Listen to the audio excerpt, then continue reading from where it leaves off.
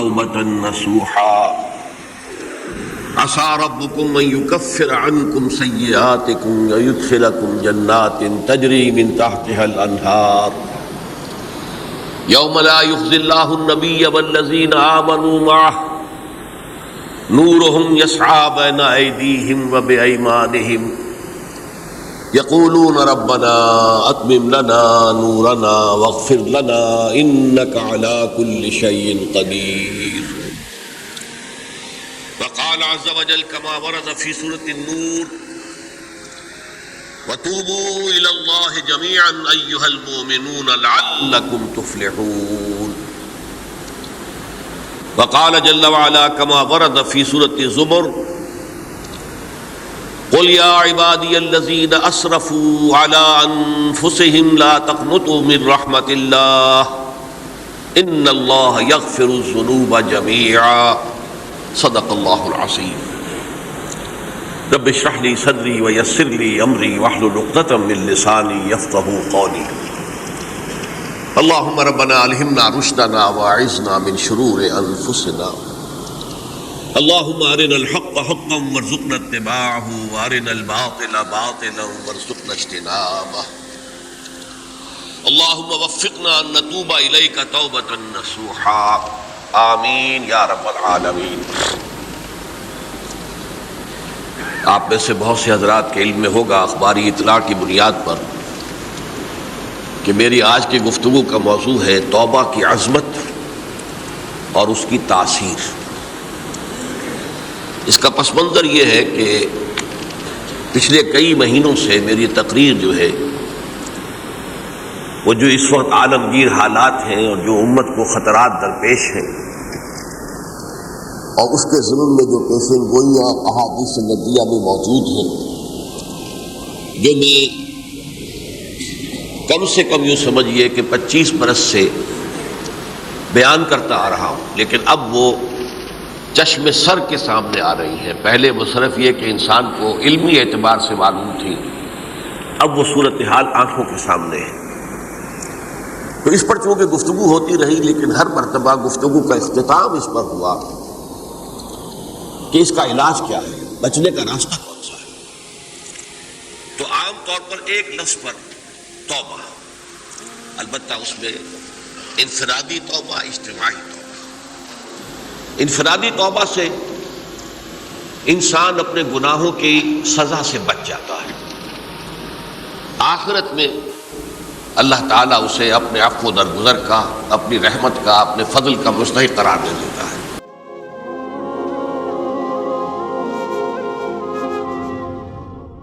اگر یہ ویڈیو آپ کو اچھی لگی ہے تو آپ کائنڈلی ریالٹی سپیک کو سبسکرائب کریں، ویڈیو کو لائک کریں اور کمنٹ میں جزاک اللہ لکھیں تاکہ ہمیں اس طرح کے موٹیویشن ملتے رہیں اور ہم آپ کو اس طرح کی ویڈیو شیئر کرتے رہیں. جزاک اللہ خیر. لیکن دنیا میں قوم کی حالت نہیں بدلتی جب تک اجتماعی توبہ نہ ہو. اس اجتماعی توبہ کے ضمن میں مختصراً تو میں نے کچھ باتیں عرض کی ہیں، لیکن پھر بھی چونکہ ہر مرتبہ گفتگو کے اختتام پر یہ بات آتی تھی اور وقت ختم ہو رہا ہوتا تھا، لہذا اس کے بارے میں تفصیل سے گفتگو نہیں ہو سکتی. تو آج میں نے طے کیا کہ جو حالات ہیں وہ تو اب سامنے آ رہے ہیں. جو سلسلہ شروع ہو گیا ہے عراق میں، جس کے بارے میں شیرون صاحب یہ کہہ چکے ہیں کہ عنقریب عراق پر ہمارا قبضہ ہوگا، یعنی امریکہ کا نہیں، اسرائیل کا قبضہ ہوگا. اور یہ بات بھی اب سامنے آ چکی ہے کہ مڈل ایسٹ کا پورا نقشہ بدل دینے کا پروگرام ہے. یہ جو مڈل ایسٹ کے ممالک ہیں یہ کب وجود میں آئے تھے؟ پچھلی صدی 20ویں صدی میں جو پہلی جنگ عظیم ہوئی اس سے پہلے یہ پورا علاقہ سلطنت عثمانیہ میں تھا، خلافت عثمانیہ کے تحت. پورا شمالی افریقہ، پورا یہ مغربی ایشیا، حجاز سمیت سارا معاملہ ایک سلطنت، ایک ملک، خلافت کے تحت. پہلی جنگ عظیم کے بعد پھر حصے بکھرے کیے انہوں نے، جیسے کہ مال غنیمت کو بیٹھ کر بعد میں تقسیم کیا جاتا ہے. اس عالم عرب کے جو ہے اب ٹکڑے ٹکڑے کر دو اور انہیں بعد تقسیم کرو. مصر، عراق، یہ برطانیہ، شام، الجزائر، یہ فرانس کا، لیبیا اطالویوں کا، آگے ہسپانویوں کا. یہ سارے ٹکڑے جو ہوئے تھے اور ملک بنے تھے، یہ تو اس وقت کی بندر بانٹ تھی. اسی طرح اب کہا جا رہا ہے کہ اس جنگ کے بعد حقیقت میں مڈل ایسٹ کا نقشہ تبدیل کر دیا جائے گا. یہ صرف چینج آف ریجیم نہیں ہے، چینج آف ریجن ہے، علاقے کا. اور اس کو ہم اپنی اصطلاح میں جب کہیں گے تو گویا کہ ایک عظیم تر اسرائیل کے قیام کا منصوبہ ہے جس پر عمل کا آغاز ہو گیا. ورنہ اس جنگ کی کوئی وجہ سمجھ میں نہیں آتی. کوئی جرم ثابت نہیں ہوا صدام کا. پہلی خلیج کی جنگ میں تو اس کا جرم ثابت تھا، اس نے کویت پر حملہ کیا تھا. اس وقت تو کوئی جرم سرے سے ہے ہی نہیں. ان کے اپنے معائنہ انسپیکٹر جا کر بتاتے رہے کہ کچھ نہیں دیکھا ہم نے، کچھ نہیں پایا. اس حوالے سے سوچئے کہ کیا جواز، کوئی جواز پوری دنیا میں یہ بات تسلیم کی جاتی ہے کہ بلا جواز حملہ ہے. اور کس قدر شدت سے ہے، کتنی طاقت سے ہے، کتنی قوت سے ہے، کتنی فوجیں آئی ہیں، کتنے جو ہے خلیج کے اندر جہاز کھڑے ہوئے ہیں جن پر سے کہ ہوائی جہاز اڑتے ہیں، کتنے چھوٹے چھوٹے جہاز کھڑے ہوئے ہیں، کہاں کہاں سے حملے ہو رہے ہیں. تو اصل میں وہ کتاب الملاحم کے اندر حضور نے جن خبروں کی پیشن گوئی کی تھی وہ اب ہمارے سامنے ہے. اسی طرح پاکستان کا معاملہ ہوتے ہوتے رفتہ رفتہ ہمارے گرد گھیرا تنگ ہو رہا ہے. ہم پر ایک الزام تو وہ کہتے ہیں کہ آپ چاہے لاکھ دفعہ قسم کھا لیں ہم نہیں مانیں گے، شمالی کوریا کو ایٹمی صلاحیت جو ہے وہ آپ نے فراہم کی. ہمارے پاس ثبوت ہے. اس کے بدلے میں ان سے میزائل ٹیکنالوجی آپ نے لی ہے، ہمارے پاس ثبوت ہے. اور آپ کشمیر میں کراس بارڈر انفلٹریشن اور ٹیررزم کو روک نہیں سکے، آپ نے نہیں روکا ہے. اور یہ جو ہے فنڈامنٹلسٹ جو ہیں آپ کے ملک میں سر اٹھا رہے ہیں، 2 صوبوں میں ان کی حکومتیں بن گئی ہیں. اس سے تو اندیشہ ہے کہ کہیں ایٹمی صلاحیت جو ہے آپ کی وہ ان کے ہاتھ میں نہ چلی جائے، پھر تو وہ القاعدہ اور ٹیررسٹ کے حوالے پہنچ جائے گی. لہذا حالات جو ہیں بہت دگرگوں ہیں، اور یہی وجہ ہے کہ اس کا عکس ہمیں نظر آتا ہے. بھارت کا جو طرز عمل ہے اس وقت، جس طرح تھریٹننگ انداز اس کا اس وقت ہے، اتنا اس سے پہلے کبھی نہیں تھا. وہ کہتے ہیں کہ جو اصول امریکہ نے اختیار کیا ہے کہ جس ملک سے مستقبل میں کوئی اندیشہ ہے اس پر پہلے سے حملہ کرنے کا حق حاصل ہے. یہ نہیں کہ اس کا کوئی جرم ثابت ہو، ہمیں اندیشہ ہے لہذا ہمیں حملہ کرنے کا حق حاصل ہے. تو اسی طرح پھر ہمیں بھی پاکستان کے اوپر حملہ کرنے کا حق حاصل ہے. بہرحال میں ان میں اب زیادہ وقت صرف نہیں کرنا چاہتا. یہ چیزیں تو اب رائٹنگ آن دی وال کی حیثیت سے ہماری نگاہوں کے سامنے ہیں. آج میں چاہتا ہوں کہ اس توبہ کے موضوع پر کچھ عرض کروں، اور اس میں بھی ایک خاص بات جس کی طرف کہ میرا ذہن حال ہی میں منتقل ہوا ہے، وہ آج اس میں یوں سمجھیے کہ اضافی طور پر آپ کے سامنے رکھوں گا. دیکھیے، توبہ کے بارے میں قرآن مجید میں بے شمار آیات ہیں، اور توبہ جو ہے ہماری دینی تعلیمات کا ایک اہم ستون ہے. میں نے ابھی صرف 3 مقامات سے آیات آپ کو سنائی ہے. یا ایھا الذین آمنوا توبوا الی اللہ توبۃ نصوحا، اہل ایمان اللہ کی جناب میں توبہ کرو خلوص کے ساتھ، اخلاص کے ساتھ. توبۃ النصوح، زبانی کلامی نہیں، توبہ کی تسبیح نہیں، بالفعل. عسیٰ ربکم ان یکفر عنکم سیئاتکم، امید ہے تمہارا رب تمہاری برائیوں کو تم سے دور کر دے گا. یہ توبہ کی تاثیر ہے. اگر آپ کے اخلاق اور کردار میں کوئی غلط شے شامل تھی، اللہ تعالیٰ آپ کے کردار کے دامن کو دھو دے گا. اور آپ کے اعمال نامے میں اگر دھبے لگے ہوئے تھے تو اللہ تعالیٰ ان دھبوں کو بھی دھو ڈالے گا. عسیٰ ربکم ان یکفر عنکم سیئاتکم ویدخلکم جنات تجری من تحتہا الانہار، اور تمہیں داخل کرے گا ان باغات میں جن کے دامن میں ندیاں بہتی ہوں. یوم لا یخزی اللہ النبی والذین آمنوا معہ، وہ دن جس دن اللہ تعالیٰ اپنے نبی کو رسوا نہیں کرے گا، معاذ اللہ ثم معاذ اللہ، اور نبی کے ساتھ ہی ان کو بھی کہ جو ان کے ساتھ ایمان لائے. نورہم یسعی بینہم بین ایدیہم و بایمانہم، ان کا نور ان کے سامنے طرف اور داہنی طرف دوڑتا ہوا ہوگا. نور ایمان قلب سے پھوٹ رہا ہوگا اور وہ سامنے روشنی ڈالے گا، اور نور اعمال صالحہ داہنے ہاتھ کی طرف سے چونکہ عمل کرتے ہیں نیک ہم، تو وہاں سے نور ظاہر ہوگا جو دنیا میں اعمال کی شکل میں کمایا گیا تھا۔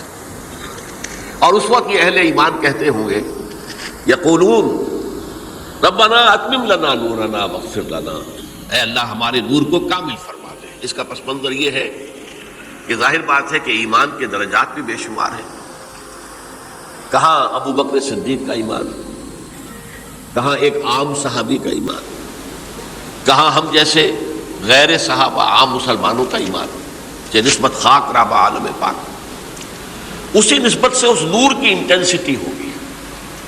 حضور نے فرمایا کچھ لوگوں کا نور تو اتنا ہوگا کہ وہ مدینے سے صنعاء تک اس کی روشنی پہنچ رہی ہوگی، یمن کے دارالحکومت تک، اور کچھ لوگوں کا نور اتنا ہوگا کہ صرف ان کے قدموں کے آگے روشنی ہو جائے گی، جیسے ٹارچ ہوتی ہے آپ کے آگے۔ تو ظاہر بات ہے کہ اگر آپ کو رات کے وقت جنگل سے گزرنا ہو اور پگڈنڈی ہو کوئی اور اندھیری شب ہو، تو آپ کے لیے وہ ٹارچ بھی کس قدر بڑی غنیمت ہے کہ آدمی دیکھ لیتا ہے کہ سامنے سانپ ہے، کیا ہے، گڑھا ہے، کھائی ہے، کیا ہے۔ تو اس روز جن کو وہ ٹارچ نصیب ہو گئی وہ بھی بہت خوش قسمت، بہت خوش قسمت، بہت خوش قسمت ہوں گے۔ لیکن ان کا کیا کہنا جن کا نور مدینے سے صنعاء تک پہنچ رہا، تو جن کے نور کی یہ انٹینسٹی کم ہوگی وہ اللہ سے دعا کرتے ہوں گے، ربنا اتمم لنا نورنا، پروردگار ہمارے نور کو بھی کامل کر دے۔ تو نے اپنے ان بندوں پر کتنا فضل کیا ہے، کتنا بڑا نور ان کو عطا کیا۔ اتمم لنا نورنا، ہمارا نور بھی اس کا اتمام فرما دے، تکمیل کر دے۔ واغفر لنا، اور یہ کیسے ہوگا؟ ایسے ہوگا کہ ہمارے گناہوں کی پردہ پوشی کر دے۔ گناہوں کی پردہ پوشی ہوگی تو پھر اس نور کی انٹینسٹی میں اضافہ ہو جائے گا۔ واغفر لنا انک علی کل شیء قدیر، یقیناً تو ہر شے پر قادر ہے۔ پھر میں نے آپ کو آیت سنائی سورہ نور کی، یہ آیت نمبر 31 بڑی طویل آیت ہے، اس کا آخری ٹکڑا ہے، وَتُوبُوا إِلَى اللَّهِ جَمِيعًا أَيُّهَا الْمُؤْمِنُونَ لَعَلَّكُمْ تُفْلِحُونَ، اے ایمان والو اللہ کی جناب میں سب مل جل کر توبہ کرو تاکہ تم فلاح پاؤ۔ یہ گویا کہ اجتماعی توبہ کا جو میں نے آپ کے سامنے اصطلاح بیان کی ہے، یہ اس کا نقشہ ہے۔ اور ایک اور آیت جو میں نے آپ کو سنائی سورہ زمر کی آیت نمبر 53،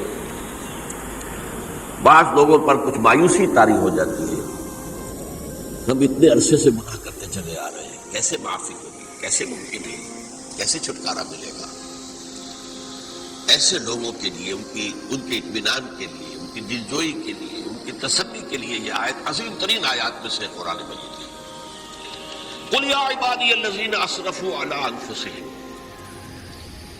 اے نبی کہہ دیجئے اے میرے وہ بندو جنہوں نے اپنی جانوں پر ظلم کیا ہے، ظلم اٹھایا ہے، زیادتی کی ہے۔ تم گناہ کرتے رہے ہو تو اپنی جان پر ظلم کیا ہے، میرا تو کچھ نہیں بگاڑا۔ اللہ تو غنی ہے، اس کی تو سلطنت میں کوئی کمی نہیں آتی۔ ایک حدیث قدسی میں الفاظ آئے ہیں، میرے بندو اگر تم سب کے سب، اولکم و آخرکم و انسکم و جنکم، تمام انس و جن اور اولین سے لے کر آخرین تک کسی بدترین انسان جیسے فاسق و فاجر ہو جائیں، سب ابلیس بن جائیں، تب بھی میری سلطنت میں کوئی کمی نہیں ہوگی۔ اور اگر تم سب کے سب اولین و آخرین اور انس اور جن سب مل کر جو متقی ترین انسان ہو سکتا ہے ویسے بن جاؤ، ابو بکر صدیق بن جاؤ، تب بھی میری سلطنت میں کوئی اضافہ نہیں ہوگا۔ تو اللہ تعالیٰ کا تو کچھ بگڑتا نہیں ہے، انسان گناہ کرتا ہے تو اپنا نقصان کرتا ہے۔ قل یا عبادی الذین اسرفوا علی انفسہم، کہہ دیجئے اے نبی اے میرے وہ بندو جنہوں نے اپنی جانوں پر ظلم کیا ہے، ستم کیا ہے، ظلم ڈھایا ہے، لا تقنطوا من رحمت اللہ۔ میں آج بعض حدیثیں اس موضوع پر آپ کو سناؤں گا، عجیب چشم کشا حدیثیں ہیں۔ میں نے چونکہ اس موضوع پر گفتگو کرنی تھی تو میں نے کچھ اس مرتبہ احادیث کا تفحص کیا، تو واقعہ یہ ہے کہ بعض احادیث پڑھ کر خود میری جو ہے میرے علم میں اضافہ ہوا، ادھر میری توجہ آج تک نہیں گئی تھی۔ لا تقنطوا من رحمت اللہ، اللہ کی رحمت سے مایوس مت ہو۔ ان اللہ یغفر الذنوب جميعا، اللہ تعالیٰ تمام کے تمام گناہ معاف کر دے گا۔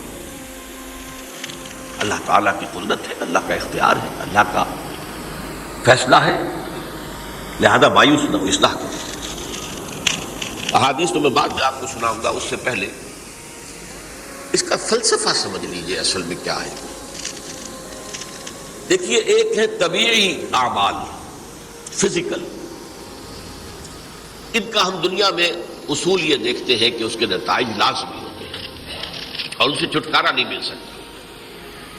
آپ نے سنکھیا کھایا ہے تو مریں گے، چائے کھانے کے بعد آپ نے خودکشی کا ارادہ کیا، سنکھیا کھا لیا، اب چاہے آپ پر ندامت ہو، پشیمانی ہو، پریشانی ہو، توبہ کرے، آپ کو بچنے کا کوئی سوال نہیں، مرنا ہی مرنا۔ اتنا یہ کہ اللہ تعالیٰ جو ہے اپنی معجزانہ کسی قدرت سے اس عمل کا جو طبعی نتیجہ ہے اس کو نکلنے سے روک دے۔ آگ کی فطرت ہے کہ وہ جلاتی ہے، اللہ کے حکم کے تحت حضرت ابراہیم کو اس نے نہیں جلایا، یا نار کونی بردن وسلام علی ابراہیم۔ لیکن یہ ہمیشہ نہیں ہوتا، یہ تو ایک دفعہ ہو گیا بس۔ اللہ جب چاہے اب بھی کر سکتا ہے، لیکن یہ روز روز نہیں ہوتا۔ روز روز جو بھی فزیکل لاز ہیں وہ چل رہے ہیں، اگر وہ نہ چلے تو کوئی سائنس پاسبل ہی نہ ہو، کوئی ٹیکنالوجی ممکن ہی نہ ہو۔ یہ تو فزیکل کیمیکل لاز جو ہے ان کا دوام ہے کہ جس کی وجہ سے یہ ساری سائنس اور ٹیکنالوجی اب کہاں سے کہاں پہنچ رہی ہے کہ عروج آدم خاکی سے انجم سہمے جاتے ہیں کہ یہ ٹوٹا ہوا تارا کہیں بہی کامل نہ بن جائے۔ تو یہ توبہ جو ہے فزیکل اعمال میں مفید نہیں ہے، چاہے آپ پر یہ احساس میں کیا کر بیٹھا، کیا میں نے کیا، کیوں میں نے کھا لیا، یہ سب کیا، تو توبہ اثر کرے۔ جو اخلاقی اعمال ہے ان کا قانون یہ نہیں ہے، اخلاقی اعمال کے نتائج ختم ہو جاتے ہیں توبہ کے ساتھ۔ یہ ایک بہت بڑا قانون ہے، بہت بڑا قانون۔ ایسا نہیں ہے کہ کسی گناہ سے انسان کی فطرت میں کوئی ایسی مستقل کجی واقع ہو جائے کہ جس کی اصلاح کی کوئی صورت ہی نہ ہو۔ یہ نہیں، بڑے سے بڑے توبہ کرو، خلوص سے دل سے کرو، جو اس کے اصول ہیں، جو اس کے قواعد ہیں، جو اس کے ضوابط ہیں، جو اس کی شرائط ہیں، ان کو پورا کرو۔ تو بڑے سے بڑے اعمال، برے سے برے اعمال، میں حدیث آج آپ کو سناؤں گا، حیران ہو، کیونکہ عام طور پر یہ ہوتا ہے کہ مواعظ میں چونکہ لوگوں کو اصلاح کی ترغیب دلانی ہوتی ہے تو وہ جو انسان کا پہلو ہے اس سے زیادہ نمایاں کیا جاتا ہے۔ اللہ کی طرف سے شدید ذو انتقام، اللہ انتقام دینے والا ہے، اللہ سزا دینے والا ہے۔ لیکن یہ دوسرا پہلو جو ہے وہ بھی اپنی جگہ پر بہت اہمیت کا حامل ہے کہ طبیعی اعمال کے نتائج اور عواقب اور اخلاقی اعمال کے نتائج و عواقب یہ ایک جیسے نہیں ہیں۔ اب اس معاملے میں تاریخ مذاہب عالم میں جو بہت بڑی غلطی ہوئی، تورات میں حضرت آدم اور حوا علیہ السلام سے جو غلطی اور خطا ہو گئی تھی، آپ اندازہ کیجئے کیا مقام اللہ نے عطا کیا تھا، سارے فرشتوں کو ان کے سامنے سجدہ کروا دیا تھا، اور ایک ہی حکم تو دیا تھا نا کہ اس درخت کے قریب نہ جانا، اور تو ابھی کوئی شریعت نہیں تھی، کوئی لمبے چوڑے احکام نہیں تھے، کھاؤ جہاں سے چاہو، اس ایک درخت کے پیچھے پاس بن جانا، فلا تقربا هذه الشجرة فتكونا من الظالمين، اور وہی کام کر بیٹھے حضرت آدم اور حضرت حوا علیہ السلام۔ کتنا بڑا گناہ، کتنا بڑا گناہ، کتنا بڑا گناہ۔ لیکن قرآن نے وضاحت کر دی کہ آدم نے توبہ کی، اللہ نے معاف کر دیا۔ اللہ تعالیٰ سے کلمات سیکھے، ندامت دل میں پیدا ہو گئی حضرت آدم کو، لیکن الفاظ نہیں تھے، کن الفاظ میں اللہ سے معافی مانگوں، مجھ سے خطا ہو گئی، بہت بڑی غلطی ہو گئی۔ وہ الفاظ بھی اللہ نے سکھائے، فتلقى آدم من ربہ کلمات، یہ ہے جس میں کہ وہ علامہ اقبال کا ایک شعر ہے ان کے نوجوانی کے دور کا، جس پر اب میں بھول رہا ہوں کہ داغ دہلوی تھے یا کوئی اور تھے کہ جنہوں نے علامہ سے کہا تھا میاں اس عمر میں، اور یہ شعر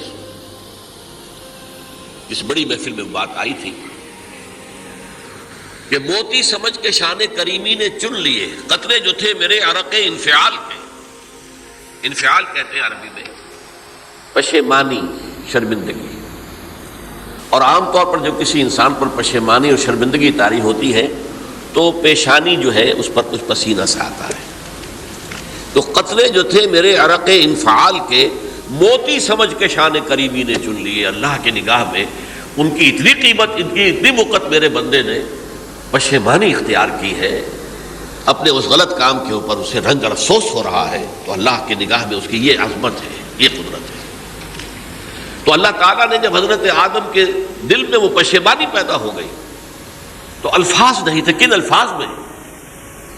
ہم کہتے ہیں نا کہ مجھے سمجھ نہیں آ رہا کہ میں کس منہ سے آپ سے بات کروں، میری یہ حیثیت نہیں ہے میں کن الفاظ میں اپنی جو ہے خطا کا اعتراف کروں. تو اللہ نے وہ کلمات خود سکھا دیے. فتلقى آدم من ربه کلمات فتاب علیہ انہ هو التواب الرحیم. یہ چیز کہیں تورات جب دوبارہ مرتب ہوئی ہے تو وہ نکل گئی، اس میں رہ گئی، باقی اس میں شامل نہیں. یہ تاریخی اعتبار سے جان لیجئے، تورات جو ہے وہ آج سے 2500 بلکہ 2600 برس قبل سے دنیا سے غائب ہے. یہ تورات کا جو نسخہ تھا یروشلم میں 587 قبل مسیح میں جب نبوکدنضر نے، شاید آج کل آپ دیکھ رہے ہوں یہ عراق کی جنگ میں عراق کے جو خاص ڈویژنز ہیں عراقیوں کے ریپبلکن گارڈز کے، ان میں سے ایک کا نام جو ہے وہ نبوکدنضر ڈویژن ہے، ایک کا حمورابی ڈویژن ہے. حمورابی جو ہے عراق کا بہت پرانا بادشاہ تھا اور تاریخ انسانی میں سب سے پہلا قانون اس نے مرتب کیا تھا. حمورابی یہ بہت پرانی تہذیب ہے، دنیا کی غالباً سب سے زیادہ اینشنٹ تہذیب جو ہے وہ عراق کی ہے. حضرت ابراہیم یہیں پیدا ہوئے شہر عور میں. تو نبوکدنضر نے جب تباہ کیا تھا یروشلم کو، 6 لاکھ آدمیوں کو قتل کیا اور 6 لاکھ کو قیدی بنا کر لے گیا بیبیلونیا. بابل کا لفظ بھی آج کل آ رہا ہے. کسی زمانے میں وہ عظیم شہر تھا دنیا کا، وہ معمولی سا شہر رہ گیا ہے، نئے شہر بڑھ گئے. تو اس وقت سے اس نے جب یروشلم میں جو ہیکل سلیمانی حضرت سلیمان کی بنائی ہوئی مسجد تھی اس کو جب گرایا ہے، اس کے بعد سے وہیں پر وہ نسخہ رکھا ہوا تھا تورات کا. پھر دنیا میں وہ نسخہ اب نہیں ہے. یہودیوں کا کہنا ہے کہ موجود ہے مسجد اقصی کے نیچے. وہ جب اس نے گرایا تھا تو جو نیچے تہخانے تھے وہ نہیں گرے تھے، وہ محفوظ رہتے، اوپر ملبہ آ گیا اور وہیں پر وہ تورات اور وہ تابوت سکینہ جس میں حضرت موسیٰ کا عصا بھی رکھا ہوا ہے اور بہت سے وہ من اور سلوہ کے بھی کچھ نمونے رکھے ہوئے ہیں، وہ تابوت سکینہ اس کا قرآن مجید میں سورہ بقرہ میں ذکر ہے، وہ بھی موجود ہے. اور جو ربائی وہاں اس وقت تھے ان کے علماء، ان کی لاشیں بھی وہاں پڑی ہوئی ہیں.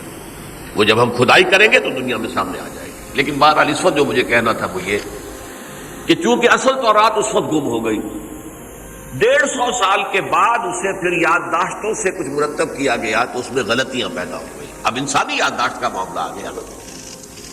انہی میں سے ایک بڑی غلطی یہ ہوئی، اومیشن یہ ہوئی کہ حضرت آدم نے جو توبہ کی اور اللہ نے قبول فرما لیا، اس کا ذکر اس میں نہیں.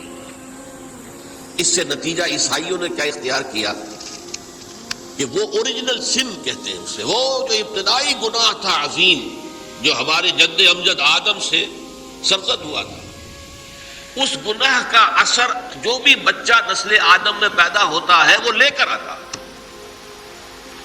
یہ زمین و آسمان کا فرق ہے. اسلام کے نزدیک ہر بچہ جو پیدا ہوتا ہے وہ معصوم ہے بلکہ مسلم ہے.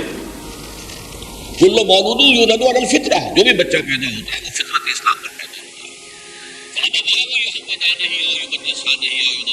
یہ تو والدین ہیں اس کے جو اسے مجوسی یا عیسائی یا یہودی بنا لیتے ہیں، ورنہ وہ تو مسلمان ہوتا ہے، فطرت کی کلین سلیٹ لے کر آتا ہے. عیسائیت کہتی ہے ہر انسان جو پیدا ہوتا ہے بنیادی طور پر گناہگار ہے، اپنے جد امجد کے گناہ کا بوجھ لے کر آ رہا ہے. اب اس کا علاج انہوں نے پھر کیا تجویز کیا، یہ ہے کہ ایک غلطی پر دوسری غلطی اور دوسری پر تیسری غلطی. خشت اول چون حد معمار کج تاثریہ بھی رود دیوار کج. اب اللہ نے جب دیکھا اب تو ہر بندہ جو ہے آدم کی اولاد کا بنیادی طور پر پیدائشی طور پر گناہ گار ہے، تو اب کیا کیا جائے؟ تو اللہ نے اپنا اکلوتا بیٹا، صلبی بیٹا مسیح یسوع اسے زمین پر بھیجا. یہ الفاظ میرے ہیں کہ اسے قربانی کا بکرا بنا کر اور ان سب کی طرف سے قبول کر لیا، گناہ گاروں کی طرف سے، کہ ان کے گناہ کا کفارہ ہو جائے گا جو عیسیٰ کو مان لے. یہ عقیدہ ہے عیسائیت کا۔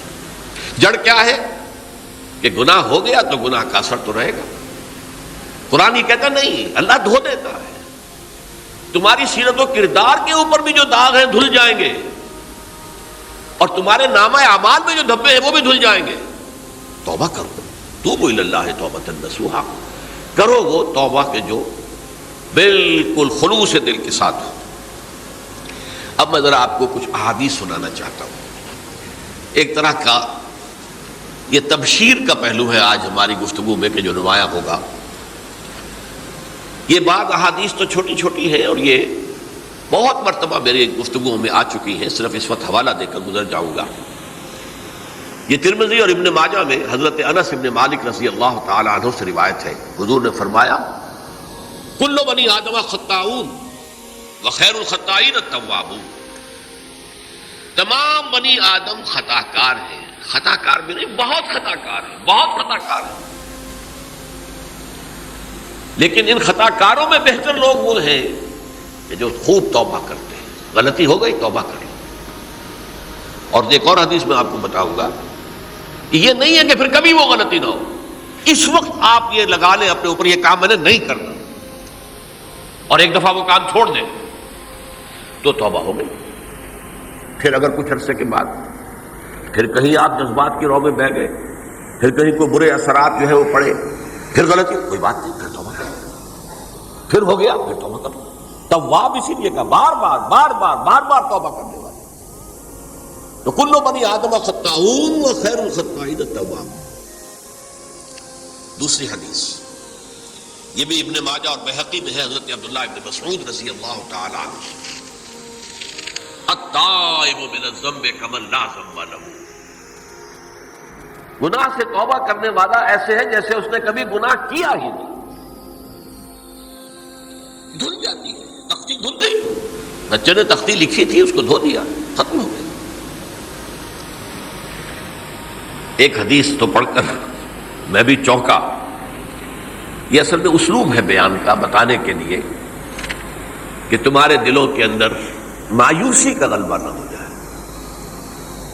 مایوس اصل میں جو ہے مایوسی، یہ ابلیسیت ہے، نوٹ کر لیجیے اس کو۔ مایوسی ابلیسیت کی کا عکس ہے۔ مبلس کہتے کسے جو مایوس ہو گیا؟ ابلیس سب سے بڑھ کر مایوس جو ہے وہ ابلیس ہے۔ اسے معلوم میرا چھٹکارا تو نہیں ہے، لہذا میں جتنوں کو اپنے ساتھ لے کر جہنم میں جھونک دوں یہی میری کمائی ہے، میں نے تو بچنا نہیں۔ تو ابلیس کہتی ہے اس کو جو انتہائی مایوس، مبلس، جو رحمت خدا بندی سے مایوس ہو چکا۔ اب اس کو دور کرنے کے لیے حدیث سنیے، اور یہ حدیث مسلم شریف کی ہے، صحیحین کے اندر، حضرت ابو ہریرہ سے۔ حضور فرماتے ہیں والذی نفسی بیدہ،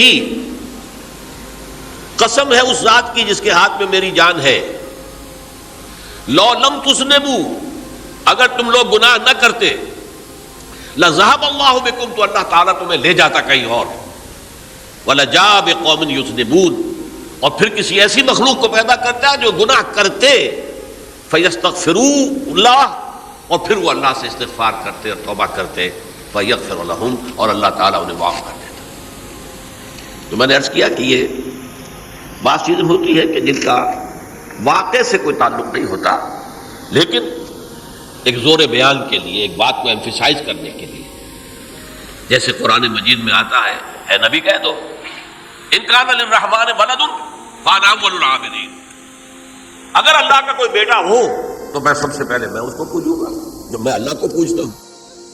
اللہ کا اگر کوئی بیٹا ہوتا تو کیا میں اسے نہ پوچھتا؟ لیکن نہیں ہے۔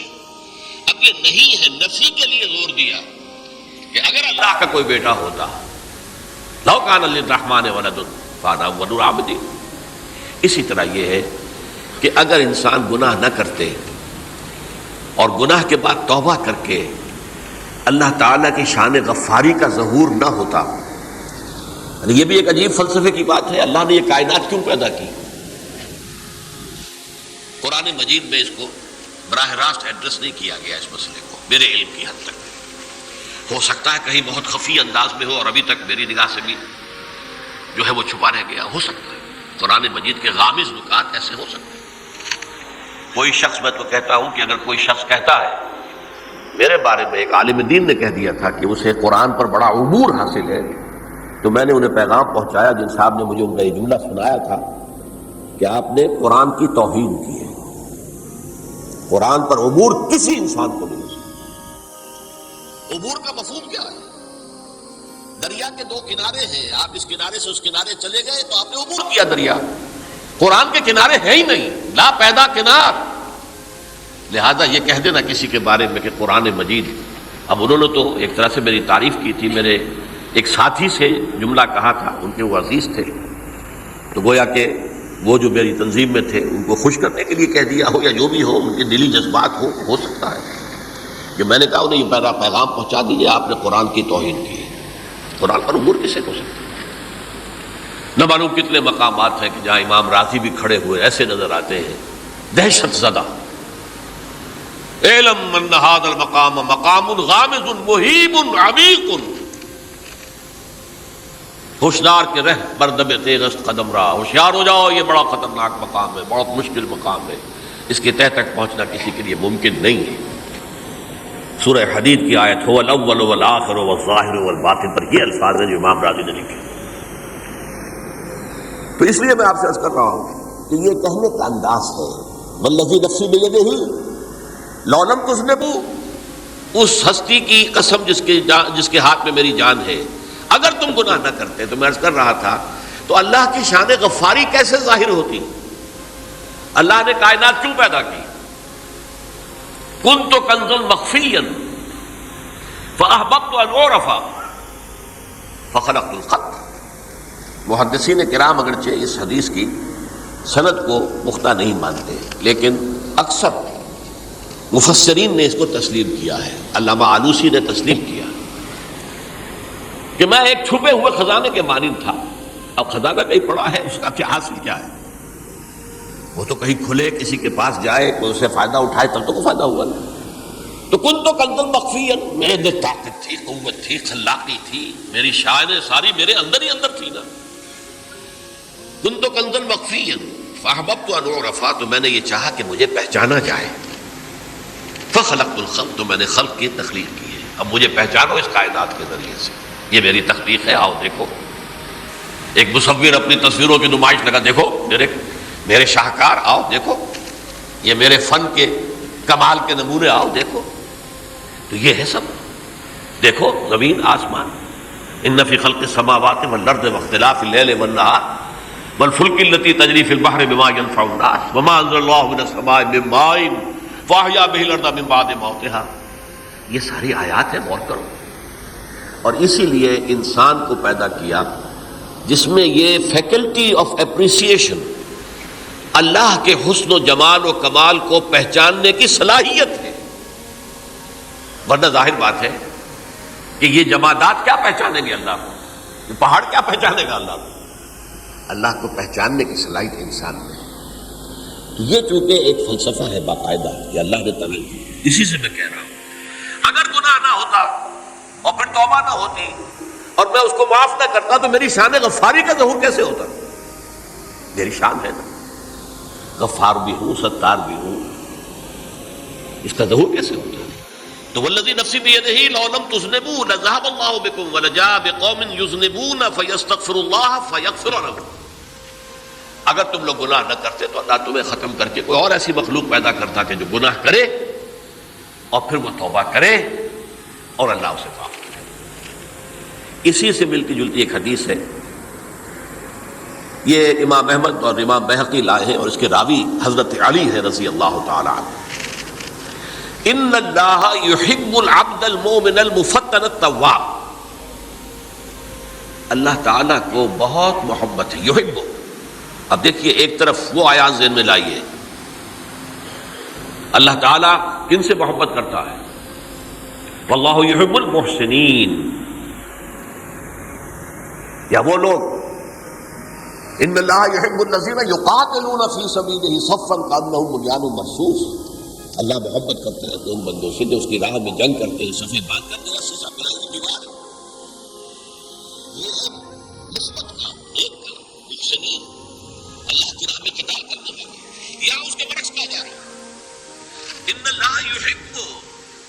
تعالیٰ محبت کرتا ہے اپنے اس بندے سے، العبد المومن، جو مومن ہو. اس کی ایک اور بڑی پیاری حدیث آئے گی، المفتن التواب، جو بہت فتنوں میں مبتلا ہو جاتا ہو اور پھر بہت توبہ کرتا ہو. مفتن التواب، لیکن ساتھ ہی پلٹتا ہو، رجوع کرتا ہو، پھر اللہ کے حضور میں حاضر ہوتا ہو، پھر معافی مانگتا ہو. اللہ تعالیٰ کو اپنا ایسا بندہ بہت پسند ہے. اب میں کچھ اور حدیثیں آپ کو سنا رہا ہوں. توبہ کا دروازہ دو اعتبارات سے کہا گیا ہے کہ ایک وقت آنے پر بند ہو جاتا ہے. ایک حدیث کے تو الفاظ میں نوٹ کر کے نہیں لایا ہوں کہ اللہ تعالیٰ نے توبہ کا ایک دروازہ اتنا چوڑا کھلا رکھا ہوا ہے کہ جس کو عبور کرنا جو ہے وہ سال ہر سال میں ممکن ہو، اور یہ بند نہیں ہوتا جب تک کہ سورج مغرب سے طلوع نہ ہو جائے. یہ قیامت کی جو آخری، قریب قیامت کی جو آخری نشانیاں ہیں ان میں سے ہے. وہی حدیث میں آپ کو سنا رہا ہوں، عن ابی ہریرہ رضی اللہ تعالی عنہ، اور یہ مسلم شریف کی روایت ہے. من تاب قبل ان تطلع الشمس من مغربها تاب اللہ علیہ. سورج کے مغرب سے طلوع ہونے سے قبل تک جو لوگ توبہ کریں گے اللہ تعالیٰ ان کی توبہ قبول کر لے گا. البتہ جب وہ قیامت کی وہ نشانی ظاہر ہو جائے کہ سورج مغرب سے طلوع ہو رہا ہے، اب دروازہ توبہ کا بند ہے. اب اس کے بعد اگر توبہ کوئی کرتا ہے تو اللہ تعالیٰ اس کی توبہ کو قبول نہیں کرے گا. یہ تو اجتماعی سطح پر ہوئی. انفرادی سطح پر عن عبداللہ ابن عمر رضی اللہ تعالی عنہما عن النبی صلی اللہ علیہ وسلم قال ان اللہ عز وجل یقبل توبۃ العبد ما لم یغرغر. یہ ترمذی میں ہے حضرت عبداللہ ابن عمر رضی اللہ تعالی عنہما سے کہ اللہ تعالیٰ اپنے بندے کی توبہ قبول کرتا ہے جب تک کہ وہ جسے ہم کہتے ہیں گھنگرو نہ بولنے لگے حلق کے اندر، جبکہ نزع، عالم نزع ہو اور جان جو ہے وہ آ کر پھر یہاں اٹکتی ہے، تو اس وقت تک دروازہ کھلا ہے توبہ. لیکن جب یہ شکل ہو گئی تو دروازہ بند. یہ انفرادی سطح پر ہو گیا. جب آپ کے موت کے آثار اتنے واضح ہو گئے کہ اب جا رہے ہیں، اب توبہ کریں گے تو توبہ قبول نہیں ہوگی. اجتماعی سطح پر جب قیامت جو ہے اس کی وہ گھڑی آ گئی کہ سورج مغرب سے طلوع ہو گیا، اب توبہ کا دروازہ بند.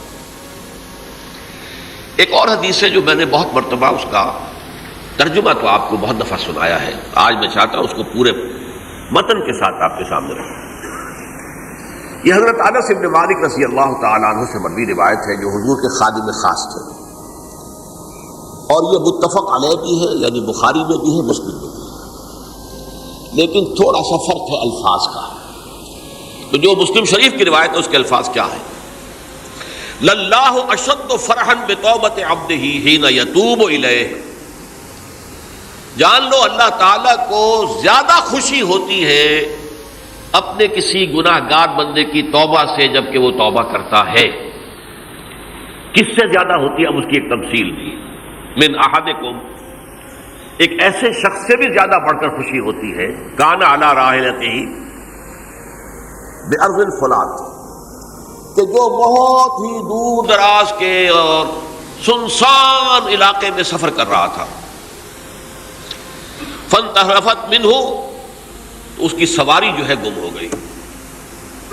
وعلیہا طعامہ وشرابہ، اسی پر اس کا کھانا بھی تھا اور پانی بھی تھا. اونٹنی پر سفر کر رہا تھا، اسی پر ہوتا ہے راحلہ جو ہے راستے کا سامان. اچانک کہیں بیٹھا ہے تھوڑی دیر کے لیے سستانے کے لیے، کہیں اونگ آ گئی اور اونٹنی صاحبہ غائب ہو گئی. اب آنکھ کھلی اور اس نے دیکھا. فَأَيَّسَ مِنْهَا، تلاش کر کر کے مایوس ہو گیا، کہیں اونٹنی کا سراغ نہیں. اب ظاہر بات ہے کسی صحرا میں یہ کیفیت، اس کا مطلب کیا ہے؟ یقینی موت. فَأَتَىٰ شَجَرَةً فَاسْتَجَعَ فِي ظِلِّهَا وَقَدْ أَيَسَ مِنْ رَاحِلَتِهِ. تو وہ ایک درخت کے نیچے اس کے سائے میں آ کے لیٹ گیا، گویا کہ موت کی امید میں. فَبَيْنَهُمَا وَهُوَ كَذَلِكَ اذ هُوَ بِهَا قَائِمَةٌ عِندَهُ. اس کی کہیں دوبارہ آنکھ لگی ہے، جو کھولا تو دیکھتا ہے اونٹنی تو موجود ہے، کھڑی ہے. تو وہ فوراً اس کی وہ جو رسی ہے وہ پکڑتا ہے، فاخذ بختامها ثم قال من شدت الفرق. اب جو اسے مسرت ہوئی اس کا آپ اندازہ کر سکتے ہیں، ایک یقینی موت کا معاملہ آ چکا تھا اور اچانک اللہ تعالیٰ نے وہ کھوئی ہوئی روشنی جو ہے وہ واپس دلا دی. تو کہنا تو یہ چاہتا تھا اللہ تو میرا رب ہے، میں تیرا بندہ ہوں، لیکن جسے ہم کہتے ہیں کہ خوشی کی انتہا فرد مسرت میں ایسی زبان لڑکھڑائی، اس نے کہا اللہم انت عبدی وانا ربک، اے اللہ تو میرا بندہ ہے میں تیرا رب ہوں. یہ کہنا ہے یہ کیا ہے؟ فرد مسرت جسے آپ نے خوشی کی انتہا کہ جس میں انسان جو ہے اتنی بڑی خطا کر بیٹھتا ہے. اللہ کو اپنے کسی گناہ گار بندے کی توبہ سے اس سے بھی زیادہ خوشی ہوتی. اب ظاہر بات ہے کہ تماثیل کس لیے ہے؟ بعض لطائف بعض حقائق اتنے لطیف ہوتے ہیں کہ ان کو بیان نہیں کیا جا سکتا بتمام و کمال، تو مثالوں کا سہارا لیتے ہیں. اللہ کو کتنی خوشی ہوتی کیا سمجھیں گے؟ لہذا یہ مثال تو سمجھ میں آ گئی نا کہ ایک لقودق صحرا میں انسان سفر کر رہا تھا، ایک ہی اونٹنی ہے، اسی پر اس کا پانی ہے، اسی پر اس کا کھانا ہے. تو کہیں ٹھہرا ہے تھوڑی دیر کے لیے اور اونٹنی غائب ہو گئی، اور اس کے بعد تلاش کر کے شمال مغرب جنوب ہر طرح دیکھ لیا، اب تک کہیں اونٹنی کا سراغ نہیں. اب موت کے انتظار میں لیٹ گیا ہے کہ اچانک دیکھتا ہے کہ اونٹنی موجود ہے. تو وہ اس شدت فرح میں یہ کہہ بیٹھتا ہے اللہم انت رب انت عبدی وانا ربک انا للہ و انا الیہ راجعون. اب دیکھیے ایک حدیث وہ آ رہی ہے اور اس کو یوں سمجھیے، اللہ تعالیٰ نے جو انسان پیدا کیے ہیں ان کے مزاج مختلف ہیں. ان میں کچھ لوگ ہوتے ہیں جو قوی ہوتے ہیں ارادے کے، جو فیصلہ کر لیا ڈٹ گئے. کچھ لوگوں میں وہ قوت ارادی اتنی مضبوط نہیں ہوتی، وہ ادھر ادھر سوچتے رہتے ہیں. کچھ لوگ جسمانی طور پر بہت توانا ہوتے ہیں، کچھ لوگ جسمانی طور پر پیدائشی طور پر کمزور ہوتے ہیں. تو اگر کوئی قوت ارادی کمزور رکھنے والا شخص ہے، وہ بھی تو اللہ کی تخلیق ہے، اللہ کا بندہ ہے، خطاؤں کا ظہور ہو جاتا ہے، توبہ کرتا ہے، پھر کچھ عرصے کے بعد پھر خطا کا ظہور ہو جاتا ہے، پھر توبہ کرتا ہے. تو ہم تو یہ سمجھیں گے کہ ایک حد کے بعد پھر اس کی توبہ قبول نہیں ہونی چاہیے. لیکن حدیث سنیے، وعن ابی ہریرہ رضی اللہ تعالی عنہ قال قال رسول اللہ صلی اللہ علیہ وسلم ان عبدا اذنب ذنبا، یقیناً ایک بندہ جو ہے وہ ایک گناہ کرتا ہے. فقال، پھر وہ کہتا ہے رب، اے میرے پروردگار، اذنبت فاغفر لی، مجھ سے گناہ ہو گیا ہے، مجھے معاف فرما دے. فقال ربہ، تو پروردگار یہ کہتا ہے اعلم عبدی ان لہ ربا یغفر الذنب ویأخذ بہ، میرا یہ بندہ یہ جانتا ہے کہ اس کا ایک رب ہے جو گناہ معاف بھی کر سکتا ہے اور سزا دے بھی سکتا ہے. کیا معنی ہوئے؟ گناہ اس نے کیا ہے لیکن جانتا ہے اللہ کو کہ وہ معاف بھی فرما سکتا ہے، تبھی تو وہ اللہ سے معافی کی درخواست کر رہا ہے. اس کے اس جاننے کی بنیاد پر، اس کے اس علم کی بنیاد پر، اس کے اس ایمان کی بنیاد پر فرمایا غفرت لعبدی، میں نے اپنے بندے کو معاف کر دیا. ثم مکث ما شاء اللہ، پھر وقت گزرا جتنا کہ اللہ نے چاہا. ثم اذنب ذنبا، پھر اس سے گناہ ہو گیا.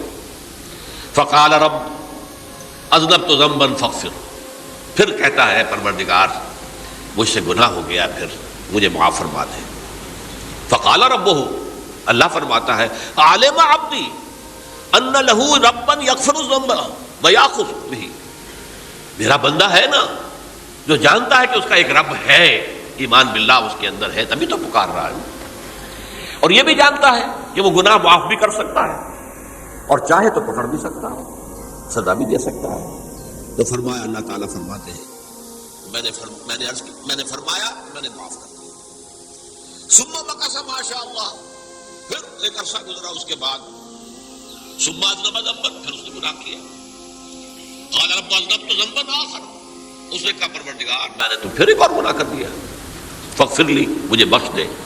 فقال اعلم عبدی ان لہ ربا یغفر الذنب ویأخذ بہ، میرا بندہ جانتا ہے نا کہ اس کا ایک رب ہے جسے وہ پکار رہا ہے، کہ اور وہ جانتا ہے کہ اسے اختیار حاصل ہے کہ چاہے تو بخش دے اور چاہے تو پکڑ لے.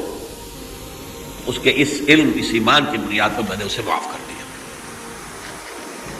ایک اور حدیث، میں نے چونکہ اس گفتگو کے لیے ان احادیث کا تفحص کیا ہے، یہ تو بہت ہیں حدیثیں، میں نے ان میں سے کچھ چنی ہیں. ہمارے بعض واعظ ناصح وہ بھی کسی شخص کو روکتے رہے، برائیوں سے روکتے رہے، نہیں رکتا تو کہیں غصے میں آ کے اللہ تجھے کبھی معاف نہیں کرے گا. یہ کتنا بڑا جرم ہے، اس کا اندازہ کیجئے اس حدیث سے. تم میرے بندے کو میری رحمت سے مایوس کر رہے ہیں، کتنا بڑا جرم ہے، اس کا اندازہ کیجئے. یہ مسلم شریف کی روایت ہے عن جندب، حضرت جندب رضی اللہ تعالی عنہ سے، ان رسول اللہ صلی اللہ علیہ وسلم حدث، کہ اللہ کے رسول صلی اللہ علیہ وسلم نے ایک واقعہ بیان کیا. ان رجلا قال، کہ ایک شخص نے یہ کہا، واللہ لا یغفر اللہ لفلان، کہ خدا کی قسم اللہ تعالیٰ فلاں شخص کو کبھی معاف نہیں کرے گا.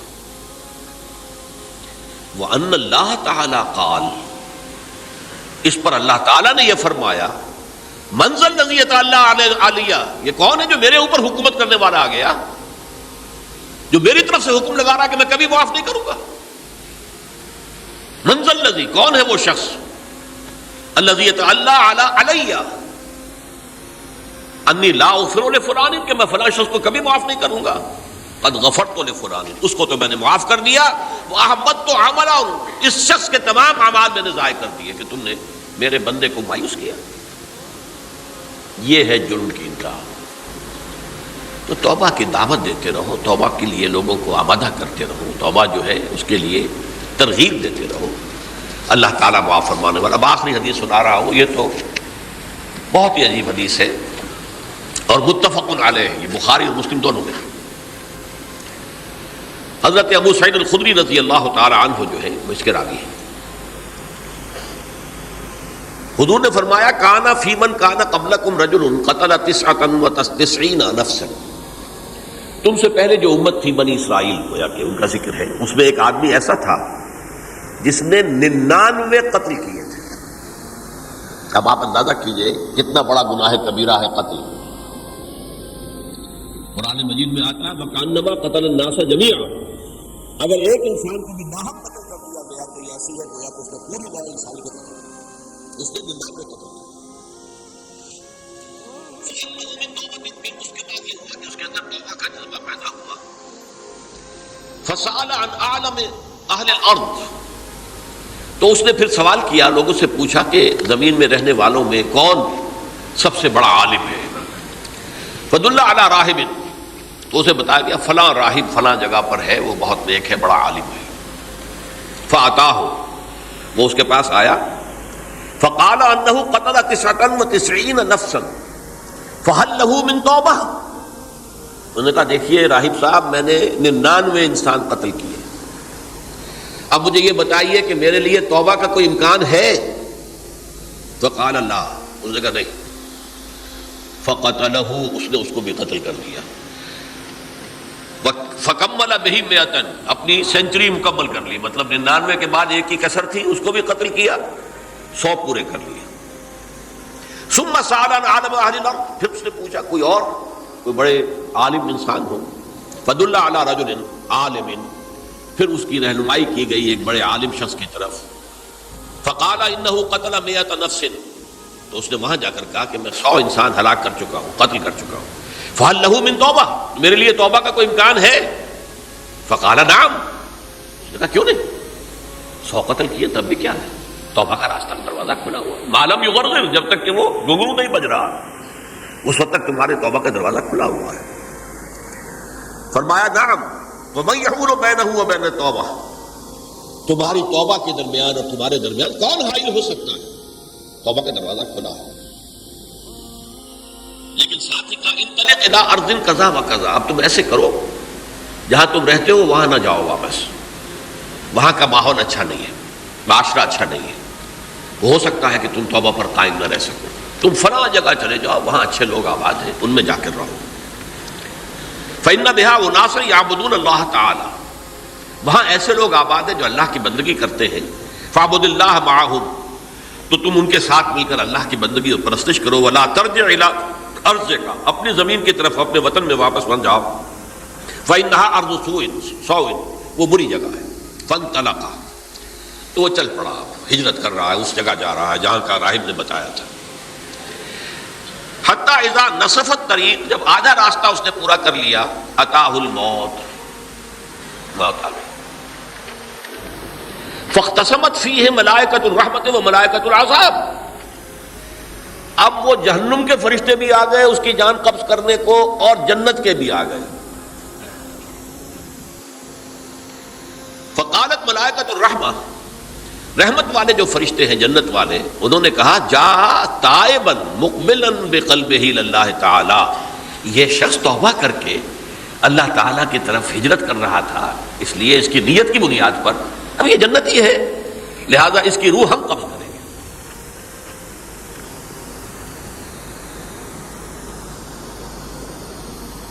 وقالت الملائکۃ العذاب، اور وہ جو عذاب والے فرشتے ہیں وہ کہیں گے انہ لم یعمل خیرا قط، اس نے توبہ کے بعد کوئی نیک عمل تو کیا ہی نہیں، تو کس بنیاد پر اس کو تم جنت میں لے جاؤ گے؟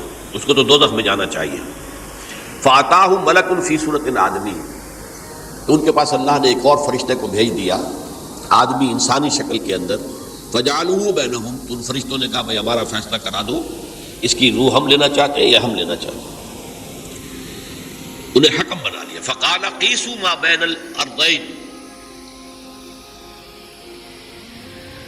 فإلی ایتہما کان اقرب، کہ تم فاصلہ ناپ لو جہاں سے وہ چلا ہے اور جہاں جا رہا تھا، اور یہاں اس کی موت ہو رہی ہے، تو کون سا فاصلہ زیادہ ہے.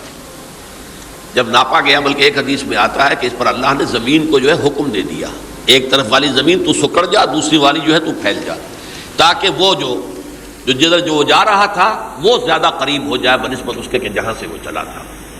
تو اس فیصلے پر پھر جو فرشتے تھے جو کہ رحمت کے فرشتے تھے وہ اس بندے کو لے گئے جنت کے اندر. یہ ہے توبہ کی عظمت اور اس کی تاثیر. اب آئیے اجتماعی توبہ کا طریقہ کار جو میں نے بہرحال بیان کیا ہے. پہلے افراد توبہ کریں اور صحیح توبہ کریں. صحیح توبہ کیا ہے؟ ہماری زندگیوں میں کوئی حرام شے ہے فوراً نکال باہر کریں. ہماری معاشرت میں اور اس معاشرے میں رہتے ہوئے جو قانون ہے جس کے ہم پابند ہیں، ہم کسی زانی کو رجم نہیں کر سکتے، ناممکن ہے، یہ تو قانون ہی بنے گا تب ہوگا. ہم کسی چور کا ہاتھ نہیں کاٹ سکتے، تو قانون بنے گا تو ہوگا. تو ہم جن چیزوں پر عمل نہیں کر سکتے قانوناً، ان کے علاوہ باقی پوری شریعت جس پر عمل کیا جا سکتا اس پر عمل پیرا ہو جائے. سود میں بند نہیں کر سکتا، بینکوں کو میں آگ نہیں لگا سکتا، اور بینکوں کو آگ لگا دیں گے تب بھی سود تو ختم نہیں ہوگا. لیکن یہ تو کر سکتا ہوں نا کہ براہ راست سود میں ملوث نہ ہوں، سود پر قرضہ لے کر اپنا کاروبار نہ چمکاؤں، نہ بڑھاؤں، سود پر قرضہ لے کر اپنے مکان نہ اونچا کروں. یہ تو کر سکتا ہوں. تو کم سے کم جو ڈائریکٹ کسی نے قانون نہیں بنایا کہ لازم ہے آپ پر کہ آپ سودی قرضہ لیں اور اپنی بلڈنگ عالی شان بنا لیں، کسی نے نہیں کی. یہ اگر کر رہے ہیں تو آپ مجرم ہیں. آپ کے معاشرے میں کوئی قانون نہیں بنا کہ پردہ ختم، برقع حرام. مصر یہ ترکی میں تو کر دیا گیا تھا برقع حرام. وہاں تو سر کو اوپر جو ہے ڈھانپنا جو ہے، اسکارف لینا بھی ممنوع ہے. یہاں تو نہیں ہے. پھر یہاں جنہوں نے چھوڑا ہے مجرم خود ہے. یہاں تو اللہ کا شکر ہے کوئی ایسا مصطفیٰ کمال پیدا آج تک نہیں ہوا ہے کہ جس نے ان چیزوں کا حکم دیا. ہاں ترغیب ہے ذرائع ابلاغ کے ذریعے سے، فحاشی ہے، اریانی ہے، لیکن چوز آپ خود کرتے ہیں، فیصلے کا اختیار آپ کا اپنا ہے. تو جن چیزوں کے اندر بھی گناہ سے بچنے کا امکان ہے اس کو عملاً ترک کیا جائے. اور نمبر 2، عزم مصمم کر لیا جائے کہ اللہ اب بقیہ زندگی جتنی بھی ہے اس میں اپنی توانائیاں، اپنی قوتیں، اپنی صلاحیتیں صرف کروں گا تیرے دین کی تبلیغ اور تیرے دین کے قائم کرنے کی جد و جہد. عزم مصمم. یہ لوگ اگر 14 کروڑ میں 14 لاکھ بھی ہو جائیں بہرحال دو چار کی توبہ کرنے سے ملک کی قسمت نہیں بدلتی. معتدل تعداد کے اندر جو ہے یہ لوگ اگر ایسے ہو جائیں اور پھر یہ کہ وہ مل کر اگر زور لگائیں تو واقعتاً اس ملک کے اندر شریعت اسلامی کا نفاذ ہو سکتا ہے، اللہ کا نظام قائم کیا جا سکتا ہے. یہ ملک بنایا اسی لیے گیا تھا.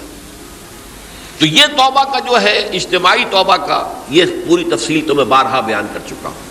آج جو میں نے کہا تھا کہ ایک بات کی طرف میرا ذہن حالیہ منتقل ہوا ہے، اس سے پہلے نہیں ہوا. یہ توبہ کرنے والے لوگ جب تک 14 لاکھ نہیں ہیں، 1400 ہی ہوں، لیکن یہ اگر دعا کریں گے اللہ تعالیٰ کے خلوص کے ساتھ تو ان کی دعا قبول ہوگی. دعا بہت بڑی شے ہے.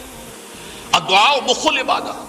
ٹھیک ہے، بڑا لمبا راستہ لگتا ہے یہ کہ 14 لاکھ انسان توبہ کرے یا 2 لاکھ یا 3 لاکھ انسان توبہ کرے، صحیح معنی میں توبہ کرے اور پھر وہ جمع ہو، ایک طاقت بنے، تن من دھن لگانے کے لیے، جانے دینے کے لیے تیار ہو جائے. تو لگتا ہے یہ کہ کافی لمبا ہے کہ دراز و دور دیدم رہو رسم پارسائی. یہ تو بڑا لمبا راستہ ہے. اسی سے لوگ کہتے ہیں کہ پھر کیا حل ہوا؟ تو حل جو ہے تو کوئی عملی حل تو نہیں ہوا. اس میں میرا ذہن منتقل ہوا ہے دعا. اجیب دعوت الداعی اذا دعان امن یجیب المضطر اذا دعاہ. بھلا وہ کون ہے جو کسی مضطر کسے کہتے ہیں؟ ایک شخص نہایت پریشان حال ہو گیا ہو، نہایت پریشان حال، اور میں اللہ کو پکارے پروردگار تو میری دستگیری فرما. اللہ کسی اور طرف مجھے کوئی توقع نہیں رہی، کوئی نہیں رہا جس سے مجھے کوئی امید. یہ مضطر اضطرار کی حالت میں آ کر جب بالکل بے چین ہو کر اللہ کو پکارتا ہے تو اللہ اس کی دعا قبول کرتا ہے. اور دعا کی حد یہاں تک بھی آتے ہیں الفاظ کہ لا یرد البلاء قضاء الا بالدعاء. تقدیر الہی کو بھی اس لیے 2 حصوں میں تقسیم کیا گیا. تقدیر مبرم، ایک تو اللہ کا وہ فیصلہ ہے جو ٹل نہیں سکتا کسی صورت میں.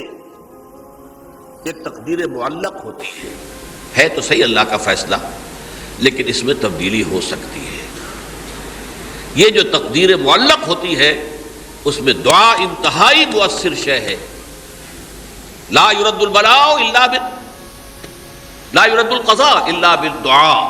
قضا جو ہے وہ نہیں بدل سکتی سوائے دعا کے. اس دعا کی تو کم سے کم ہم منادی کریں، لیکن پہلے شرط وہی ہے، ورنہ وہ دعا نہیں ہے، ورنہ وہ توبہ نہیں ہے. توبہ صحیح ہو، حرام سے اپنے وجود کو، اپنے گھر کو پاک کریں، اس کے بغیر کچھ نہیں. اس کے بغیر تو جیسے کہ کہا گیا سورہ مائدہ میں قل یا اہل الکتاب لستم علی شیء حتی تقیموا التوراۃ والانجیل.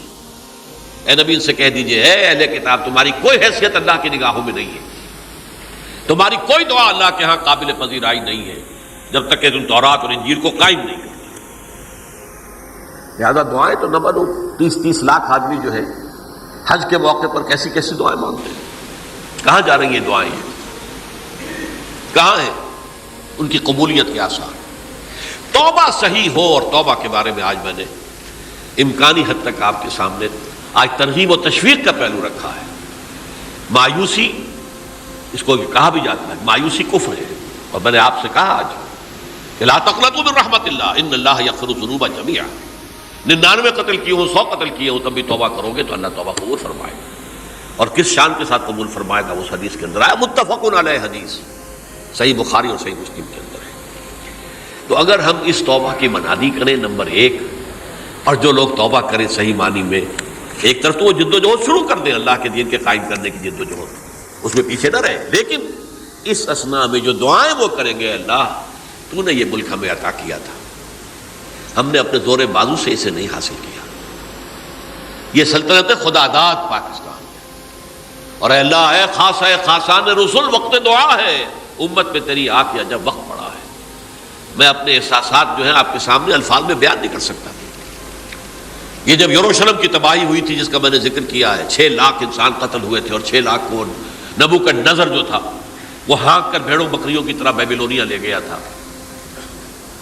اس سے پہلے کتنے ہی نبی اہل کتاب کے وہ کہتے رہے تھے کہ ہوش کرو، توبہ کر لو، بلکہ ایک جگہ کے الفاظ یہ ہیں درخت کی جڑ پر کلہاڑا رکھا جا چکا ہے، اب بھی ہوش میں آ جاؤ۔ ہوش میں نہیں آئے۔ دنیا پرستی، جو بھی ان کے نفس پرستی جو بھی ان کے اوپر مسلط ہو چکی تھی، اس نے انہیں توبہ نہیں کرنے دی، تباہی و بربادی ہو گئی۔ آج ہماری نگاہوں کے سامنے عراق کے ساتھ کیا ہو رہا ہے، بغیر اس کے کہ کوئی جرم ہو اس کا، بغیر اس کے۔ ہم تو بڑے بڑے جرم کر چکے ہیں ان کی نگاہ میں۔ نان پرولیفریشن ٹریٹی جو ہے اس کے خلاف ہمارا عمل جا رہا ہے، پوری دنیا کے اندر انہوں نے کہا کہ ہم اس کو ایٹمی صلاحیت کو نہیں پھیلنے دیں گے۔ وہ ایک خاص وقت میں افغانستان میں انہیں ہماری ضرورت تھی،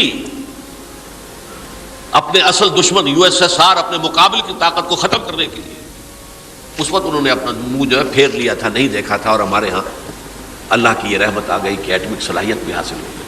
اور پوری دنیا میں شاہ عبداللہ نے کہا تھا، پرنس عبداللہ نے، کہ یہ آپ کا نہیں ہے، یہ جو نواز شریف صاحب سے جب اس کا ہم نے دھماکہ کیا ہے، یہ بم آپ کا نہیں ہے، یہ پوری امت مسلمہ کا بم ہے۔ کیسے یہ برداشت کر سکتے ہیں یہودی اور یہودیوں کے اعلی کار عیسائی، خاص طور پر پروٹیسٹنٹس، ویسپ، وائٹ اینگلو سیکسن پروٹیسٹنٹس؟ تو سمجھ لیجئے کہ پاکستان کی جڑوں پر بھی تیشہ رکھا جا چکا۔ یہ میرے احساسات کی اس سے کم میں تعبیر ہو نہیں سکتی، لیکن اب بھی امکان ہے، اب بھی امکان ہے، اب بھی امکان ہے۔ توبہ کرو، توبہ کراؤ، مل جل کر طاقت بنو، کوشش کرو کہ یہاں اسلام کا نظام آ جائے، اور اس اسنا میں بھی دعا کرو اللہ تعالیٰ سے کہ اللہ ہمیں مہلت عطا فرمائے، ہمیں کچھ اور مہلت عطا فرمائے، کہ اللہ ہمیں کچھ اور مہلت عطا فرمائے۔ بارک اللہ لی ولکم فی القرآن العظیم ونفعنی وإیاکم بالآیات والذکر